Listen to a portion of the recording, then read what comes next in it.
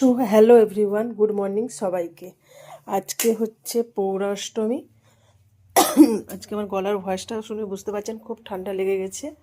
পৌরাষ্টমী হচ্ছে বাড়ির সব থেকে যে বড় সন্তান তার পুজো করা হয়। এবারে তুলসী তলায় গোবর দিয়ে আরও যা যা লাগে সব কিছু দিয়ে পুজো করা হয়, সেটা আপনাদের সঙ্গে আমি শেয়ার করব। আর সকালবেলা উঠে কী কী করেছি, এই যে রান্নাঘরের সমস্ত কাজ হয়ে গেছে। সকালবেলা মুড়ি খাওয়ার জন্য যে বেগুনি আর চপ ভেজেছিলাম, বাচ্চারা স্কুল চলে গেছে।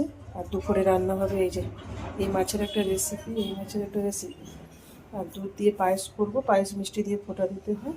তারপরে এত সবজি টবজি তো আছেই, কী রান্না করি সেটা আপনাদের সঙ্গে শেয়ার করব। ঠিক আছে, তাহলে স্নান করে নেই, তারপরে আপনাদের সঙ্গে আবার আমি আসছি।